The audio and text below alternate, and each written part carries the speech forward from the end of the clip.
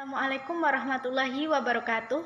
Perkenalkan, nama saya Sri Wulandari, nomor induk mahasiswa 19030360080, Program Studi Manajemen Pendidikan Islam, Fakultas Ilmu Tarbiyah dan Keguruan UIN Wali Songo Semarang. Tujuan saya membuat video kali ini guna memenuhi tugas manajemen perpustakaan dan pusat sumber belajar yang diampu oleh Bapak Ahlis Iwan. Prosedur pengolahan bahan pustaka. Apa saja prosesnya? Mari kita ulas satu persatu. Inventarisasi. Inventarisasi merupakan kegiatan pencatatan bahan pustaka yang telah diputuskan menjadi milik perpustakaan. Proses ini dilakukan untuk memberikan nomor induk pada setiap eksemplar buku, memberikan stempel kepemilikan, stempel sumber pengadaan, tanggal penerimaan, dan stempel logo perpustakaan. Biasanya petugas pengolahan memiliki stempel yang khas untuk menghindari hal-hal yang tidak diinginkan. Klasifikasi. Klasifikasi adalah penggolongan atau pengelompokan buku berdasarkan subjek atau isi bahan pustaka yang bersangkutan. Dengan dasar ini, maka bahan pustaka yang subjeknya sama akan berdekatan atau berada pada rak yang sama, apapun bentuk bahan pustaka tersebut. Dengan demikian, klasifikasi ini berguna untuk mempermudah pengguna maupun pustakawan dalam penelusuran informasi atau pencarian bahan pustaka di rak. Pada tahap ini, buku yang sudah diinventarisasi diserahkan kepada tim pengolahan lainnya untuk dilakukan pengisian detail koleksi seperti nomor klasifikasi, nomor panggil, judul, pengarang, dan lainnya. Proses ini dilakukan pada lembaga kerja untuk kemudian diinput ke dalam aplikasi otomasi perpustakaan. Katalogisasi.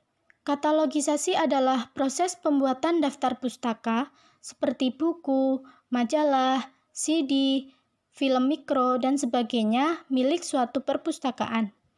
Daftar ini berfungsi untuk mencatat koleksi yang dimiliki, membantu proses temu kembali, dan mengembangkan standar-standar bibliografi internasional. Bentuk daftar pustaka ini bermacam-macam, seperti katalog cetakan, katalog berkas, katalog kartu, maupun katalog elektronik yang lazim disebut sebagai OPAK. Masing-masing bentuk katalog ini memiliki kelebihan dan kekurangannya. Seiring dengan perkembangan teknologi informasi, dan untuk efektivitas proses temu kembali, sebaiknya bentuk katalog pada perpustakaan sekolah menggunakan katalog elektronik OPAK. Perangkat lunak untuk katalogisasi dalam bentuk elektronik bermacam-macam dan tiap perangkat lunak memiliki kelebihan dan kekurangannya. Sesuai dengan kemampuan perpustakaan sekolah pada umumnya, disarankan menggunakan perangkat lunak Unisys yang dikembangkan oleh UNESCO atau perangkat lunak SLIMIS yang dikembangkan oleh Pusat Informasi dan Humas Departemen Pendidikan Nasional Republik Indonesia. Kelebihan kedua perangkat lunak tersebut antara lain adalah bersedia secara gratis di internet dan tidak membutuhkan spesifikasi komputer yang berat atau canggih.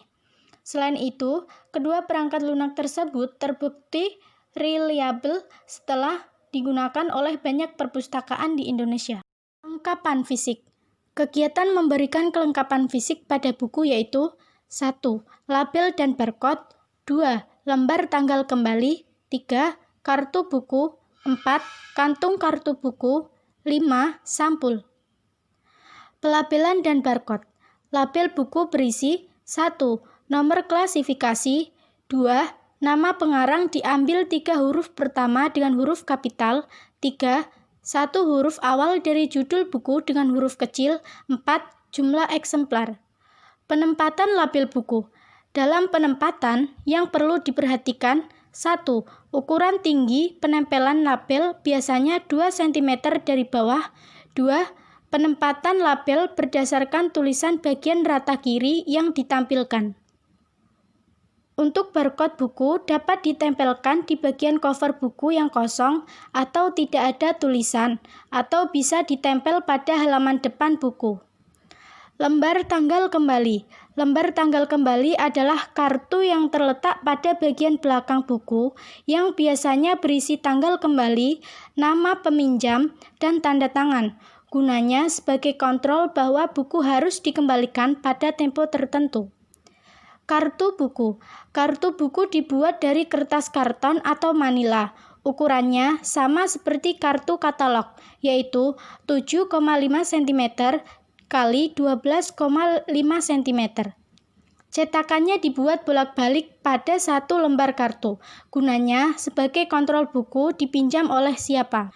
Kartu buku ini biasanya sudah tidak digunakan untuk perpustakaan yang sudah menggunakan sistem peminjaman otomasi. Hal serupa juga untuk kantong buku. Kantong buku. Kantong kartu adalah pasangan kartu buku. Fungsinya untuk menyelipkan kartu buku. Kantong kartu dapat dibuat dari kertas kalender bekas, HVS, atau kertas sejenis. Bentuknya bisa segitiga atau segi empat, asalkan dapat dipakai untuk menyimpan kartu buku. Penyampulan. Penyampulan buku sebenarnya bersifat tambahan, artinya bila dilakukan lebih baik karena dengan penyampulan buku akan menjaga kebersihan buku dan menambah ketahanan buku dari kerusakan. Penyampulan dilakukan dengan menggunakan bahan plastik bening, tebal roll atau plastik mika 0,08 cm untuk merekatkan plastik sampul, biasanya pada samping-samping plastik diisolasi bening. Shelving. Shelving adalah pemanjangan atau penjajaran koleksi di rak secara teratur dan berurutan untuk siap digunakan pemustaka.